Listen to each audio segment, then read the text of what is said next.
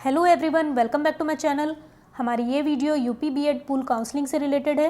Pool counselling 17 दिसंबर से start होने वाली है और जो भी इस काउंसलिंग में पार्ट लेना चाहते हैं वो इस वीडियो को ध्यान से देखें ताकि आप कोई मिस्टेक ना करें। काउंसलिंग में पार्ट लेने से पहले आपको कुछ चीज़ों का ध्यान रखना है। तो उनमें से एक इम्पॉर्टेंट बात यह है कि आपको 51,250 रुपीज़ इतना अमाउंट अपने पास रेडी रखना है, क्योंकि ना तो ये इंस्टॉलमेंट में पे होगा ना बाद में पे होगा। जिस दिन आप रजिस्ट्रेशन करेंगे उस दिन आपको ये अमाउंट पे करना होगा। दूसरी बात का आपको ध्यान रखना है कि गवर्नमेंट कॉलेज में जो एडमिशन लेने के लिए पूल काउंसलिंग करने वाले हैं वो पूल काउंसलिंग बिल्कुल ना करें, क्योंकि गवर्नमेंट कॉलेज आपको पूल काउंसलिंग में या डायरेक्ट एडमिशन में बिल्कुल नहीं मिलने वाला।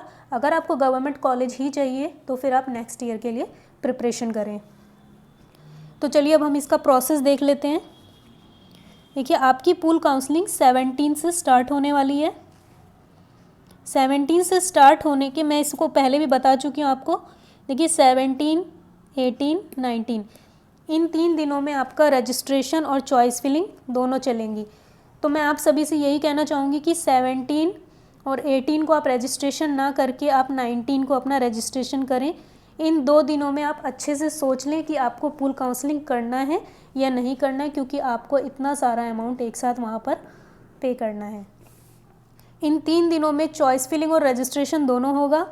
20 को आप सिर्फ चॉइस फिलिंग कर पाएंगे और 21 को आपको कॉलेज अलॉट हो जाएगा। 22, 23, 24 इन 3 दिनों में आप अपना कंफर्मेशन लेटर लेके कॉलेज में जाएंगे अपने डॉक्यूमेंट्स के साथ और अपना एडमिशन कंफर्म करा लेंगे। अब आप कुछ चीज़ों का और ध्यान रखिए। पूल काउंसलिंग में आपको किन बातों का ध्यान रखना है। पहली बात तो यह है कि आप वही कॉलेज चूज़ करें जिसमें आप एडमिशन लेना चाहते हैं। अगर आपके आसपास 2-3 कॉलेज हैं तो आप फर्स्ट, सेकंड, थर्ड में उन कॉलेज का नाम लिख दें। आप 10-15 कॉलेज चूज़ ना करें। ऐसा 10-15 भी आप चॉइस में फ़िल कर सकते हैं, लेकिन ऐसे कॉलेज ना फिल करें जो आपको एडमिशन उसमें मिल जाए लेकिन आप उसमें एडमिशन ना लेना चाहें, क्योंकि इस केस में क्या होगा, कॉलेज मिलने के बाद आपको 51,250 रुपीज़ रिफ़ंड नहीं होंगे, आपको उसमें एडमिशन लेना ही पड़ेगा। तो आप ऐसे ही कॉलेज चूज़ करें। मान लीजिए आपने फर्स्ट नंबर पर कोई अपनी पसंद का कॉलेज चूज़ कर लिया, सेकंड और थर्ड नंबर पर ऐसे कॉलेज आपने चॉइस में डाल दिए जो आपसे बहुत दूर हैं और आपने ये सोचा कि आपको फर्स्ट नंबर का कॉलेज ही मिल जाएगा।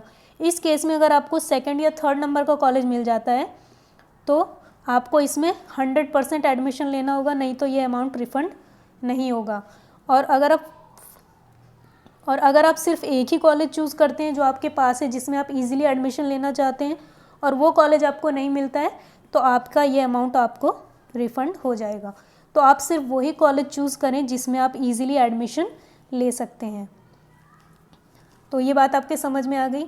अब दूसरी बात, बहुत सारे कैंडिडेट्स ये पूछते हैं कि अगर हम चॉइस को खाली छोड़ दें, अगर हमारी पसंद का कॉलेज वहाँ पर अवेलेबल नहीं है तो हम उसको खाली छोड़ दें। तो देखिए, ऐसा आप मत करिएगा। अगर आपको ऐसा ही करना है तो आप पूल काउंसलिंग ना करें, क्योंकि वहाँ पर बहुत बड़ा अमाउंट आपको पे करना है। अगर उस केस में रिफ़ंड हो भी जाता है तो आपको बहुत सारी प्रॉब्लम्स हो सकती है। तो देखिए, अगर आपको मान लीजिए आपने चॉइस खाली फिल कर दी, तो पहले राउंड्स में भी ऐसा हुआ है कि अपने मन से कॉलेज दे दिया गया है, तो हो सकता है आपको कॉलेज मिल जाए। इसके चांसेस बहुत कम ही हैं, लेकिन अगर आपको ऐसा कॉलेज मिल गया तो आपको बहुत ज़्यादा परेशानी हो जाएगी और इसके रिफ़ंड में भी आपको प्रॉब्लम्स हो सकती हैं। तो इससे बचने के लिए आपको क्या करना पड़ेगा, आपको सीट अवेलेबिलिटी चार्ट चेक करना होगा। वो कैसे चेक करना है आपको, मैं आपको समझा देती हूँ। देखिए, ये किस तरह से चेक करना है, ये इसका लिंक मैं आपको प्रोवाइड कर दूंगी, तो आप वहाँ से देख लीजिएगा। वैसे इस पर एक वीडियो इस टॉपिक पर बनी हुई है, आप उसको देख लेंगे तो आपको सारी चीज़ें अच्छे से समझ में आ जाएंगी। देखिए, यहाँ पर आपको क्या करना है, आप इस लिंक पर जाएंगे जो आपको मिल जाएगा।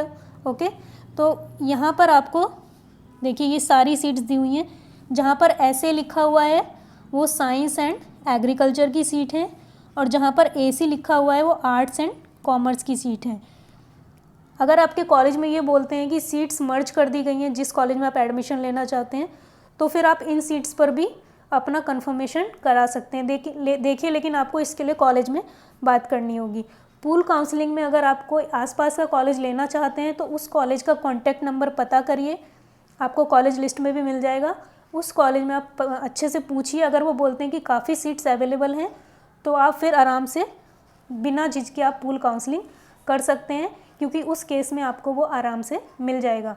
देखिए किन कॉलेजेस में एडमिशन नहीं मिलता, जो ऑलरेडी बहुत ज़्यादा बच्चे जिसमें एडमिशन लेना चाहते हैं, जो प्रेस्टिजियस कॉलेज होते हैं उनमें ही एडमिशन नहीं मिल पाता, बाकी प्राइवेट कॉलेजेस में मिल जाता है, वहाँ पर सीट्स अवेलेबल होती हैं। फिर भी आप वहाँ पर कंफर्म कर लें कॉल करके। मान लीजिए कि आपको कोई पर्टिकुलर कॉलेज चाहिए तो आप वहाँ पर कॉल करें, अगर वो कहते हैं कि हाँ आप यहाँ पर फिल कर दें तो आप सिर्फ यही एक कॉलेज फिल करें वहाँ पे। इस केस में क्या होगा, आपको मिल जाता है तो ठीक है, नहीं मिलता है तो आपका पूरा अमाउंट आपको वापस हो जाएगा। तो ये चीज़ें आपको बहुत अच्छे से अब समझ में आ गई होंगी। ये चार्ट आप चेक करते रहें। देखिए कहीं कहीं पर आपको यहाँ पर सब 0 भी दिखाई देगा, तो देखिए इनको ध्यान में ना रखते हुए आप इस पर्टिकुलर कॉलेज में बात करके देखेंगे तो आपको ज़्यादा बेनिफिट हो जाएगा। और पूल काउंसलिंग में मैं यही कहूँगी कि आप बहुत सारे कॉलेज चूज़ ना करें, बहुत सारे भी करते हैं तो वही कॉलेज चूज़ करें जिनमें आप अपना एडमिशन करा सकते हैं। वैसे प्राइवेट कॉलेज में एडमिशन मिलने में दिक्कत कम ही होती है, लेकिन जिनकी रैंक बहुत ज़्यादा है उनसे मैं यही कहना चाहूँगी कि आप डायरेक्ट एडमिशन प्रेफर करेंगे तो ज़्यादा बेटर होगा।